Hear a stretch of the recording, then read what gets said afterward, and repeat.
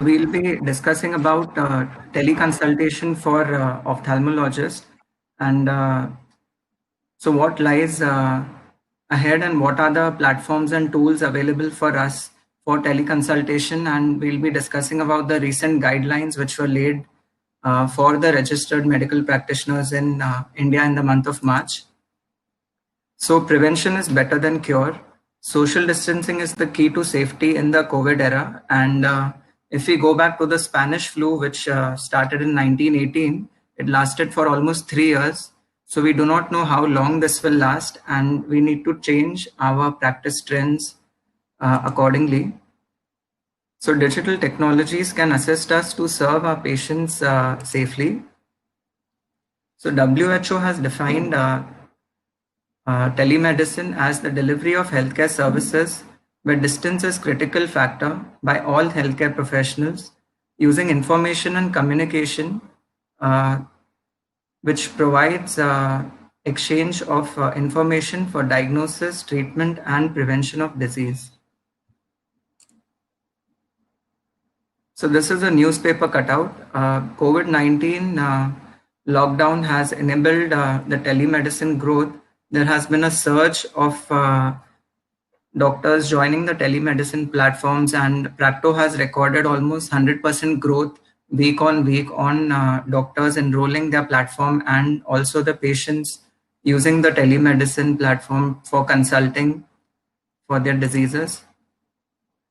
So this is a cutout from the telemedicine practice guidelines which have been given by the Board of Governors. It was provided on 25th March 2020. It's a 48-page PDF which has laid down the guidelines for telemedicine practice. So in the coming few months, they will be coming out with a dedicated course for doctors which they have to undergo in the anytime in the next 3 years period. And in the meantime, telemedicine may be practiced by the registered medical practitioners across India. So necessity is the mother of invention. Telemedicine has been around for a while, but it took a pandemic to bring it to light.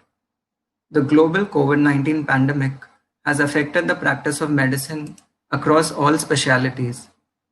Teleophthalmology is a branch of telemedicine delivering eye care using digital medical equipment and telecommunication technologies. So the advantages include timely access, faster access to services that may not be available otherwise, saving on the cost and effort, especially of rural patients. Patients save time in traveling, and at times it could be a simple doubt as to change in the frequency of eye drops, or it could be for a second opinion. And it is a very useful tool to have. Telemedicine saves cost and effort of the patients and their relatives in seeking medical help. It provides speedy access. Thus, it is not surprising that ophthalmologists have adopted quickly to the changing cyber landscape and employ telemedicine to expand patient needs and access to advanced eye care. So if we think on how we would be practicing in the next 10 years or the ophthalmology practice in the year 2030, where we will be having 5G technology across India, the internet speeds will be very fast. Artificial intelligence technology would be very freely available and would be very advanced in the next 10 years. We will have lower cost technologies. There will be portable handheld devices available where we will have access to screen patients very accurately, and we will have 4 to 5 diagnostic equipments in one platform.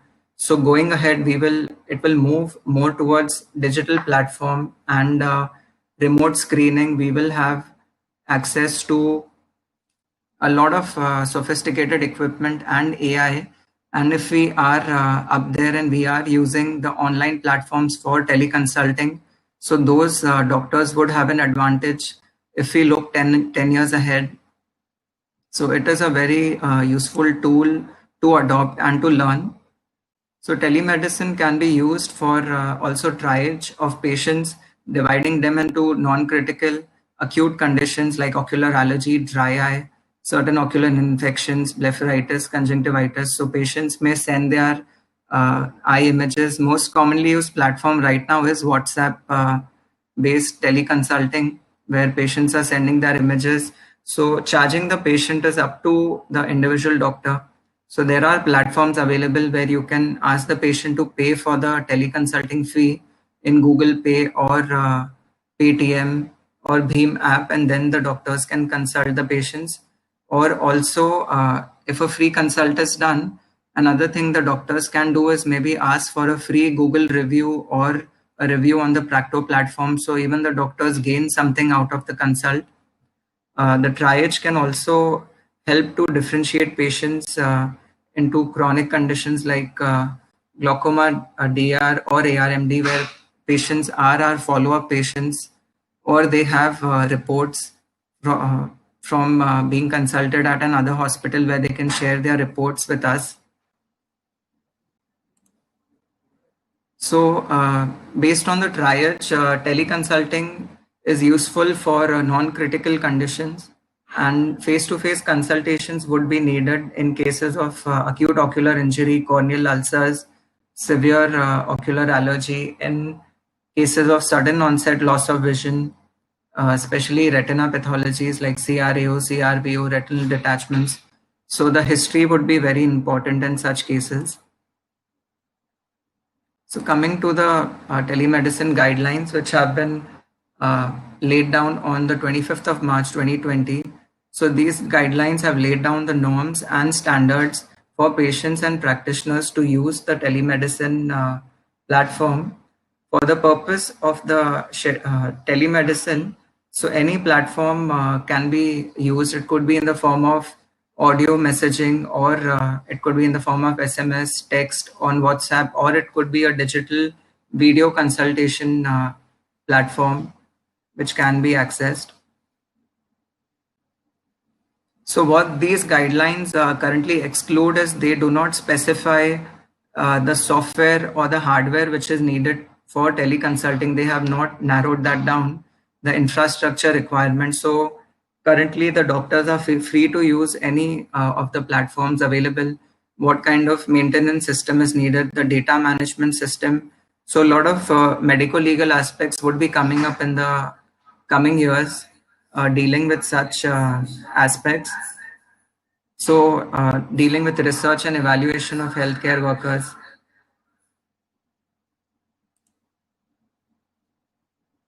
Technology platforms shall conduct their due diligence before listing the doctors on its online portal.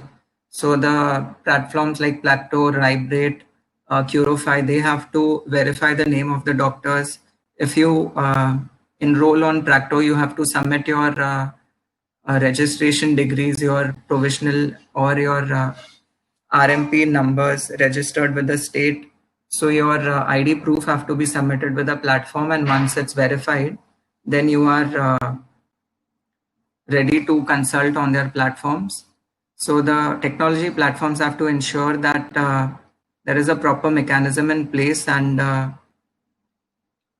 there is no error in that, or that could lead to a medical legal negligence in case the information provided is inaccurate or there is a error which occurs later on. So technology platforms based on artificial intelligence and machine learning are not allowed to counsel the patients or prescribe any medicine. So currently the doctor is the sole responsibility and liable to counsel and to prescribe the medication. So the software or the AI cannot enable, or like in a diabetic retinopathy, give or describe the treatment by itself. It can only be used maybe to assist or to guide the physicians to treat better. So telemedicine applications are classified currently into four basic types, depending on the mode of communication, the timing of the information transmitted, purpose of consultation, and the interaction between the individuals involved. We'll be discussing each of these. So according to the mode of communication, we could use a video consultation platform where we are discussing with the patient face to face. It could be in the form of apps or WhatsApp, Skype, FaceTime. So any of the platforms can be used, and these can be recorded as well, or it could be in the form of a normal voice call. It could be a text-based discussion on WhatsApp or SMS where the patients are discussing their problems or asking for eye drops or medications. So doctors must be careful while prescribing medications, because uh, we are medico-legally liable also when we are prescribing drugs on the telemedicine platform. So slightest of doubt, if we are not certain of the diagnosis or something could go wrong, we should call the patients for a physical examination. So depending on the situation, the doctor is permitted to use the best available technology to diagnose or to treat the patient.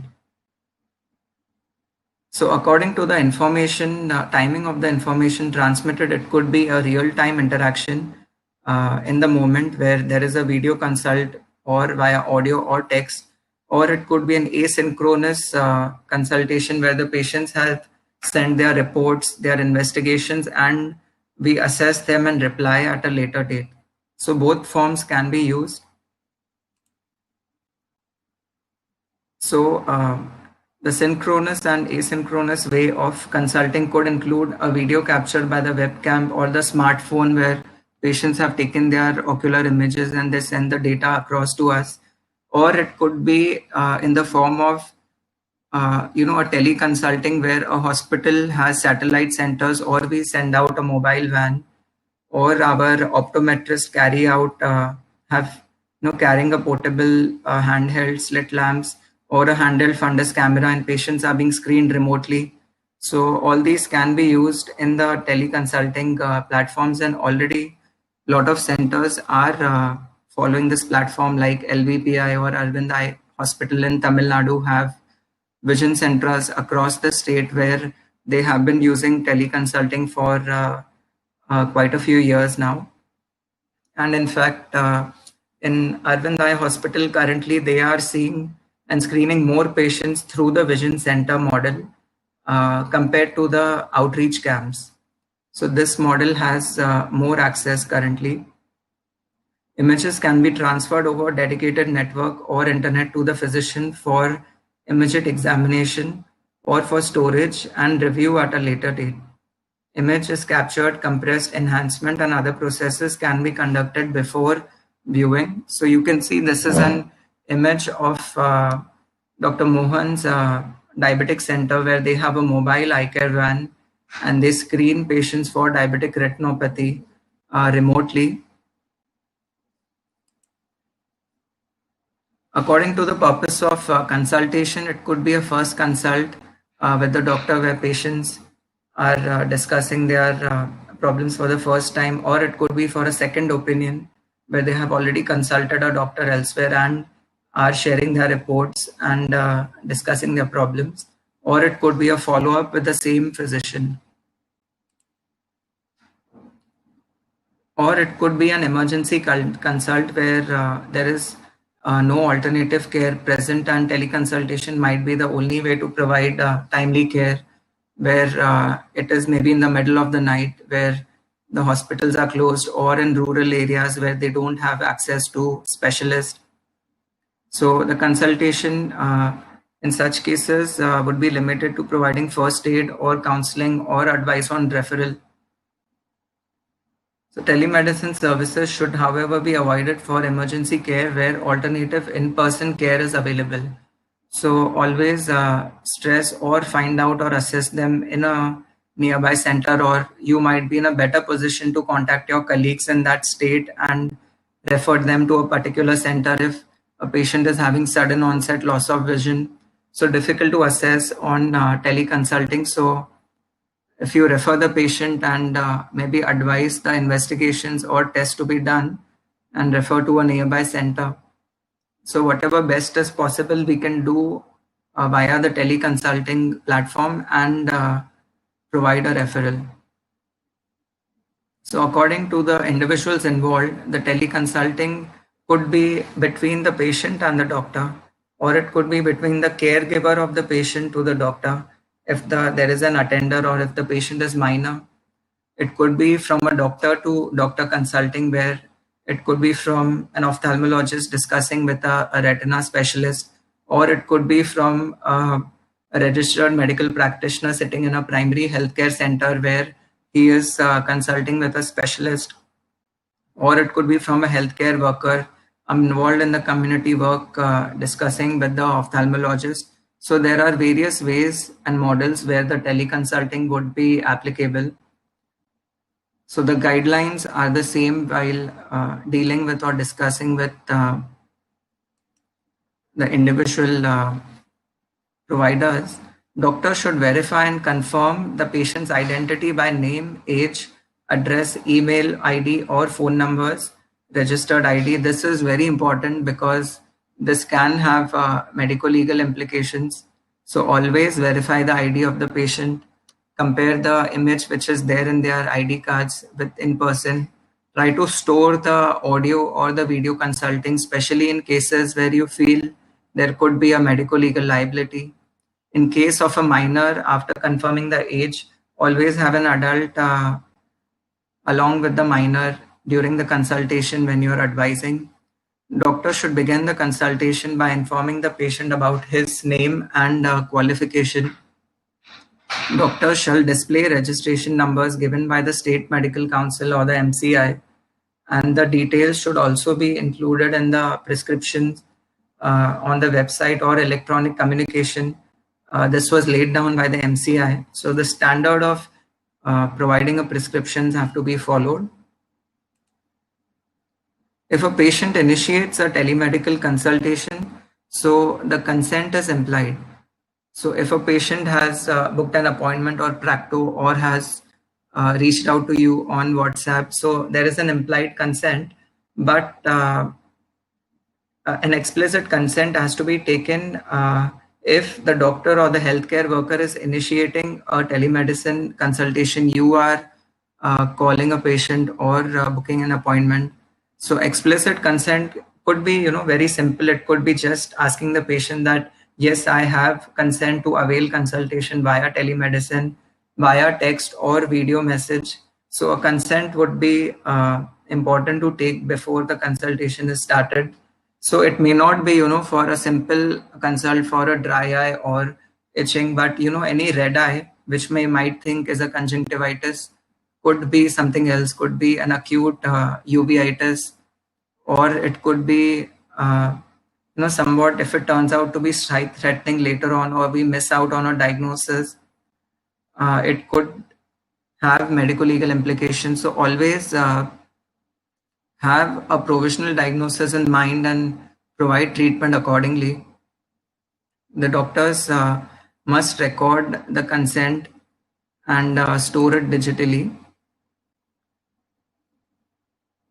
So if we feel that the patient provided information is inadequate, we can always have a conversation with the healthcare provider or the worker and get additional information, or from the history taking with the patient, or we could advise an additional test or investigation.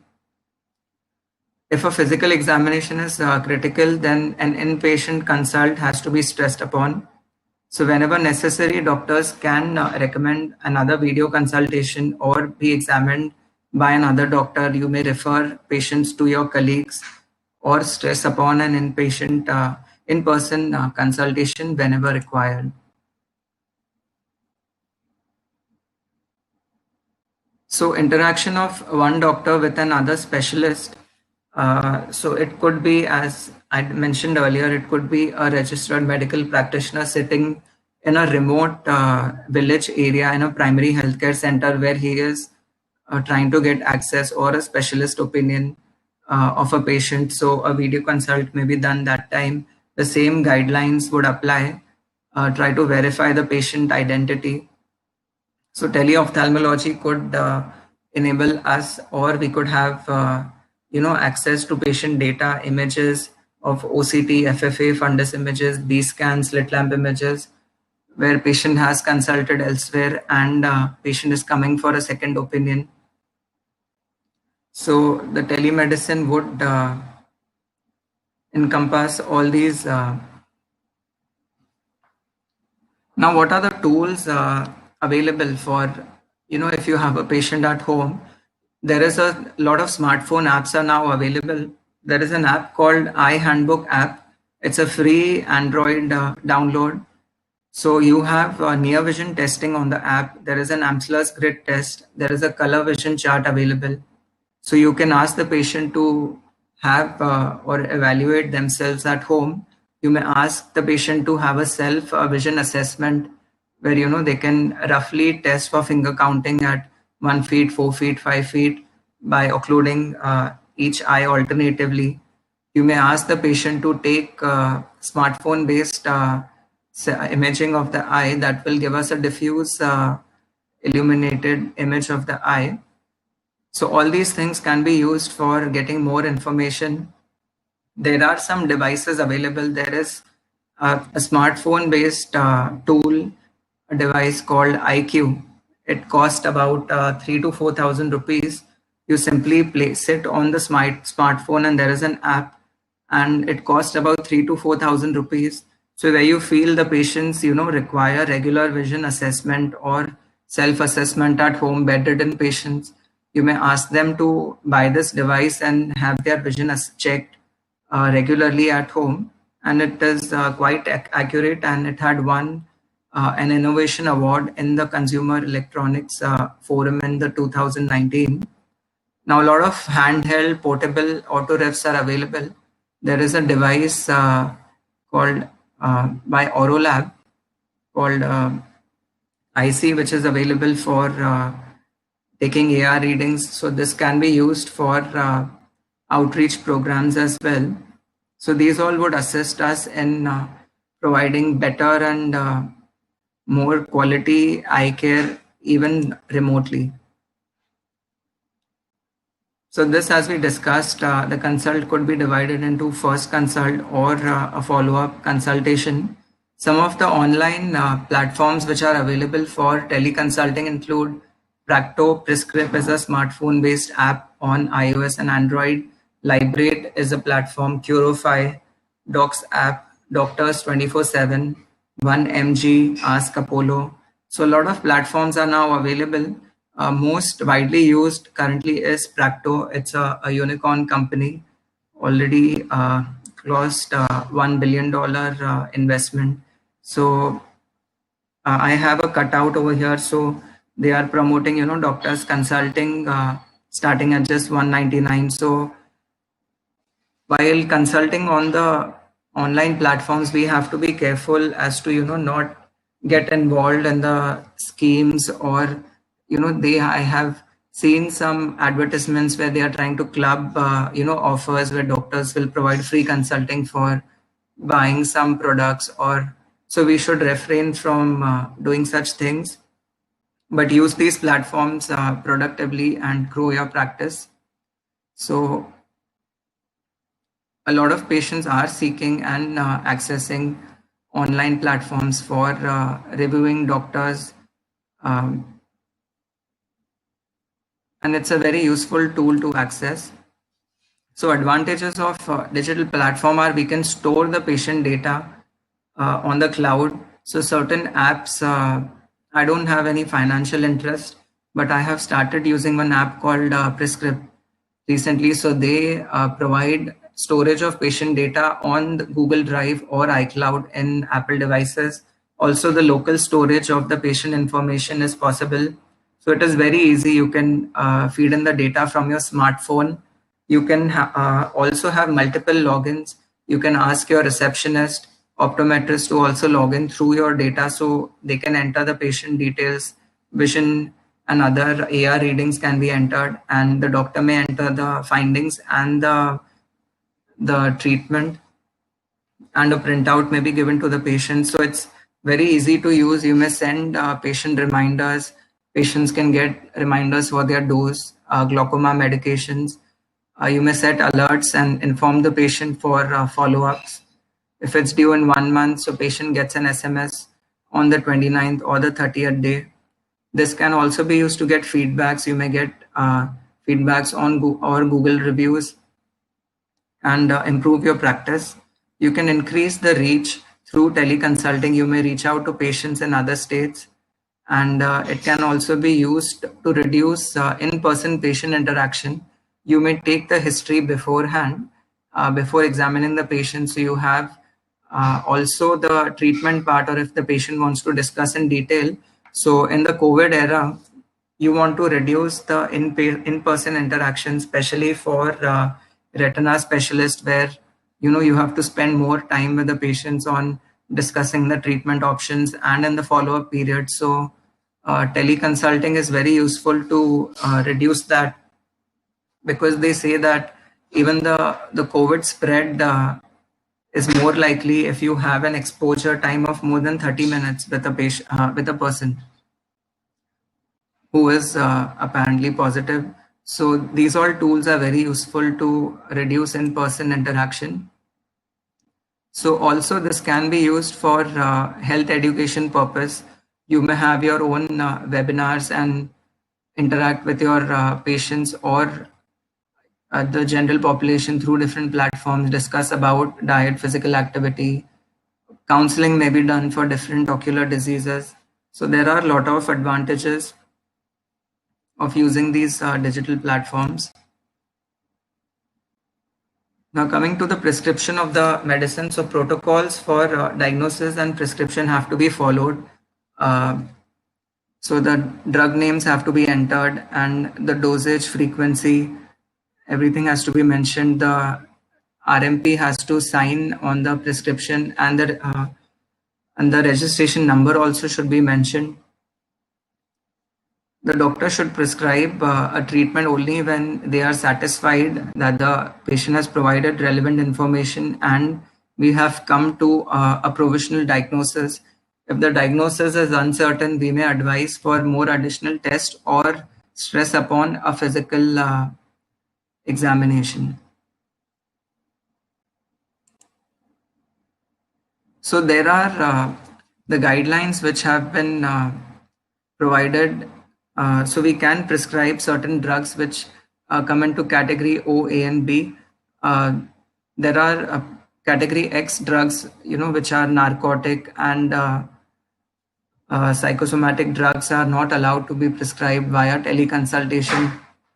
But most of the common ophthalmic medications can be prescribed. Schedule O drugs include over-the-counter drugs like paracetamol, which may be prescribed via any mode of consultation.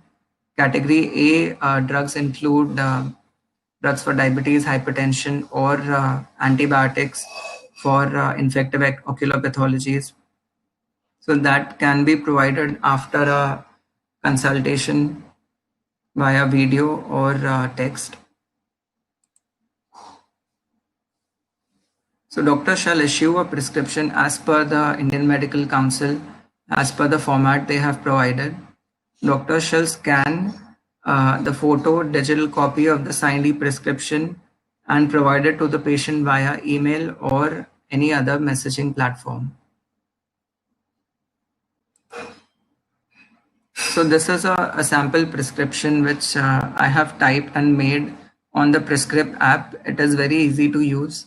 You can insert your hospital logo on this, mention the doctor's name, hospital address, the phone number which you may use to contact the doctor. And a lot of tools are available on smartphones. You can have, not in this particular app, but generally you can have features of call recording or call forwarding. You may have a separate hospital mobile number, or if you are busy, you can forward your calls on a hospital number so that the patient's doubts are answered most of the time and you do not miss out on any appointments. So very easy to use. You can, it looks, no need to spend maybe, lakhs of rupees on the EMR, which is there at least for individual practitioners, where you don't want to spend a lot on the hardware, having physical computers in different rooms. So you may use these smartphone based platforms, and it helps you to also make a digital clinic. You may log in your bank details, and the patient will first schedule an appointment. They pay a consulting fee, and then you examine them. So a lot of apps are available, and these can be accessed because even the patients would be afraid to visit the hospital, and a lot of times the follow-up patients can be consulted remotely, and whatever doubts or anxiety they have can be answered upon. So now coming to some of the medico-legal aspects. So a registered medical practitioner cannot insist on telemedicine if a patient is ready and willing to come for a physical in-person examination. So always ask the patient, and these are the guidelines, and this could lead to some problems later on. Also, an anonymous teleconsultation is not allowed, where you don't want to reveal your identity, and because there has to be a responsibility where if something goes wrong, you have whatever treatment you're advising, so there has to be a person liable. A registered medical practitioner will not be held responsible for breach of confidentiality if the patient's privacy has been compromised by a technology breach. So the downside of using these online and digital platforms are that the patient information and the data is liable for a breach of information. The data could be stolen, and it could be accessed by other providers or pharma companies or whoever has some intentions of exploiting that data. So a doctor would not be liable if the breach has been on the technology side, but we should always be careful while using these platforms. Also, if we have the electronic medical records offline or at our servers in our hospitals, we should check if the security certificates are available, because if the computers are connected online, there's always a risk of a data breach happening. So currently the guidelines which they have been provided, so we are eligible to have and do teleconsults for any patients in India, but currently the rules or guidelines have not been provided to consult for patients out of India. So these rules and guidelines are for us to consult with patients anywhere in different states across India. So these points should be kept in mind. So also recently the IRDA, the insurance agency, has included the telemedicine under their cover, so the patients can be reimbursed for having a teleconsult with us. So this can be informed to our patients, and they may discuss with their agents, and they will be reimbursed for teleconsult as well.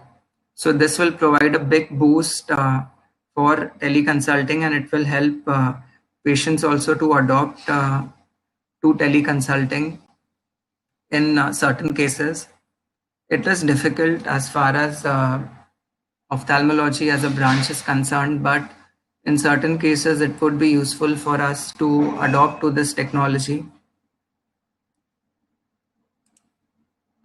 And I thank you all for your patient listening, and we'll be happy to have some discussion, or if somebody would like to ask something or have some questions.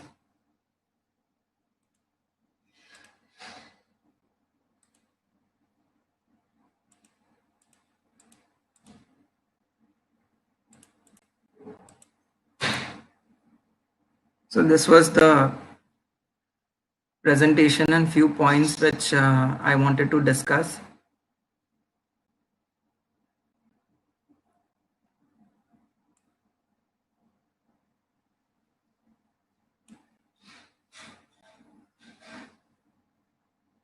So we all have to be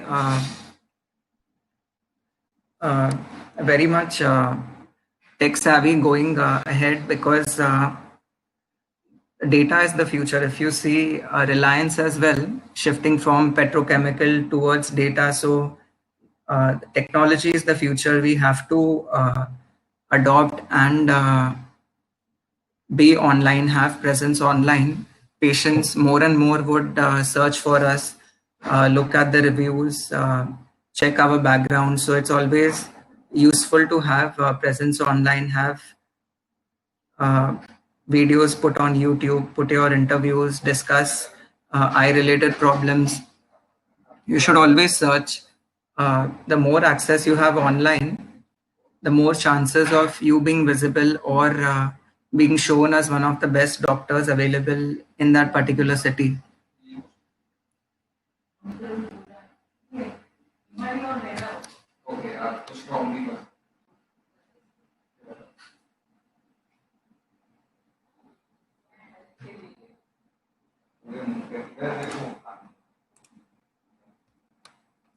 So there is one question which is Dr. Kunjal has asked, a list of useful mobile applications.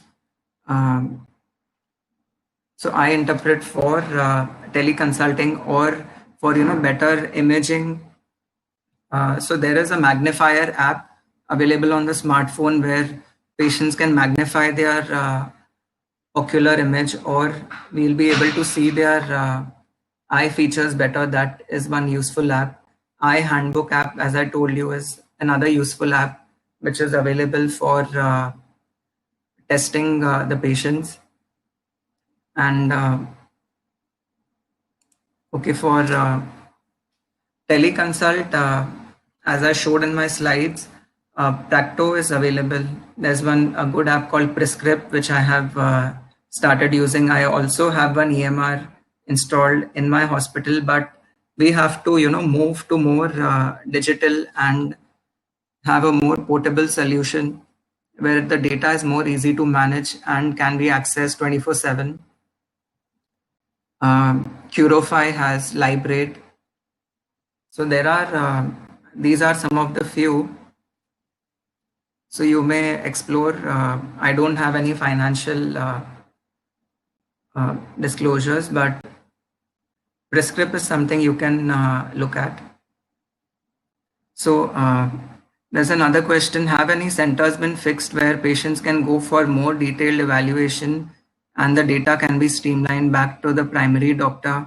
So currently no centers have been fixed in certain states. Like in Karnataka, the government has taken initiative. They are planning to install fundus cameras across different primary healthcare centers, and the data can be accessed by the hospitals in the nearby areas. But such a network is needed.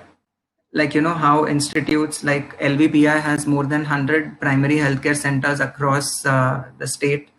Arvind Hospital has more than 70-75 primary healthcare centers. So each PHC catering to a population of about 50,000. So telemedicine is also the answer to address the rural-urban divide of patients, which is there. But again, this would involve use of a lot of disruptive technology, having more portable handheld imaging devices like handheld slit lamps. So Remedio has currently developed one smartphone-based slit illumination, which is costing about 130,000 rupees. There is another a 3D printed device which is available where we can do slit illumination with the smartphone. You all can just message me later on. I'll send you the details of that. So that 3D printed device cost about 26,000 rupees. There is another adapter which is available with the smartphone where we can do slit illumination. That is a China-based device costing about 75,000. So a lot of tools and devices would be coming up, and we need to shift towards teleconsulting, at least for certain patients, and reduce the risk of inpatient, because ophthalmologist as a profession, we are more exposed. We have to go closer to the patient, so that risk is much more. And moving ahead, how the technology is advancing, so the winner would be the one who is more uh, technology savvy and who have more presence online going ahead in the future.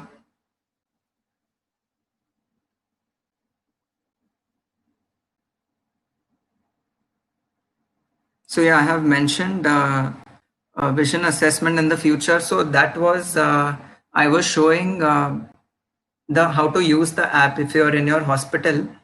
Uh, so Vision Week, it is difficult to assess uh, through the smartphone, but you have some online vision assessment tools available. But again, we will have to do a validation study.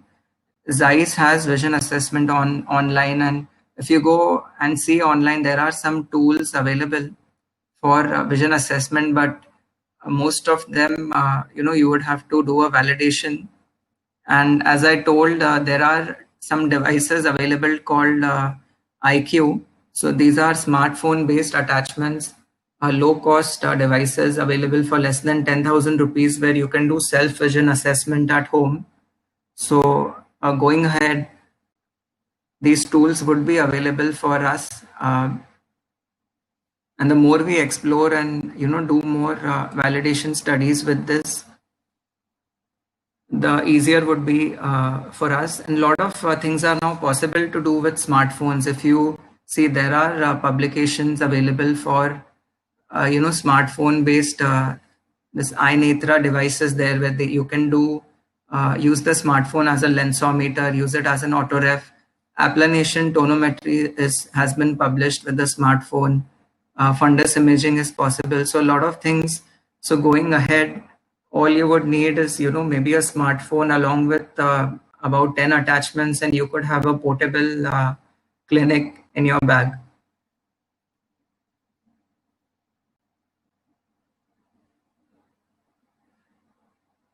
Yes, very true. Yeah, with the lockdown being relaxed, but again, tele consulting would have its own limitation. So, it can be used in certain cases for a second opinion, or, for emergency consults in the middle of the night where there is some emergency, for bedridden patients, for patients who are, on follow-ups to reduce the follow up intervals. And at times you may just ask some questions, and from history you can modify some drops or increase the gap.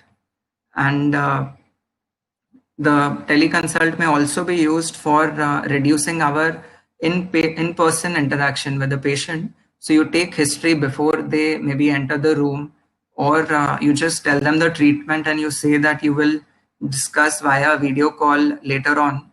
So you avoid in-person interaction and you solve patient's doubt. So examine in about 3 to 5 minutes, and then send the patient outside or send them home, and then discuss the treatment with them later on.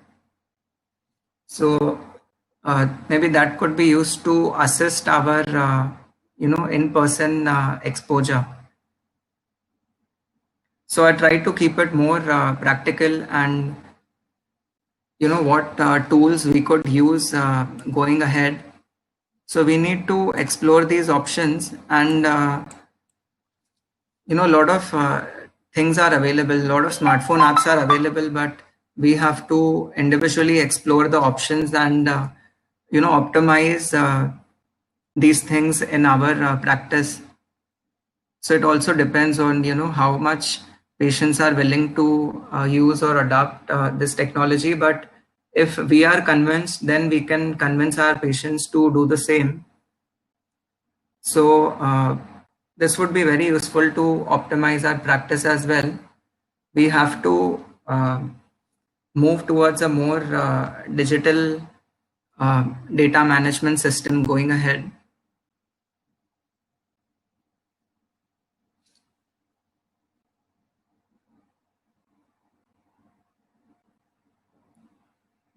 So I thank you all for the patient listening, and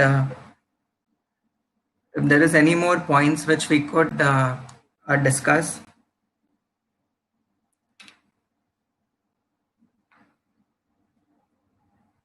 Any other questions or points which we could discuss with our colleagues?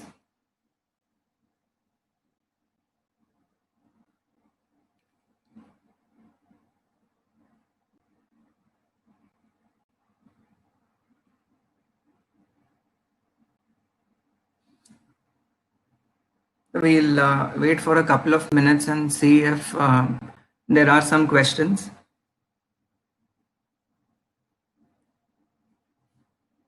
So we must think how we would be practicing 10 years ahead. If you think of the year 2030, it would be very highly dependent upon technology and internet access. So there is something known as Internet of Things, where all the devices would be interconnected via Wi-Fi, and you will have the data available of 10 to 15 different machines on one platform that will be very easily available. Like IoT is already coming in terms of, examining how your car is functioning, any part of it malfunctions. So IoT platforms are coming up. Like Zeiss and Topcon have got a platform where you can integrate all your devices. So such things would be coming up. A lot of handheld portable devices are going to come in the next few years, which will make it more easy for remote screening, for doing limited outreach programs, having our team to go out and screen patients. So we need to adopt to the changing times and be up to date.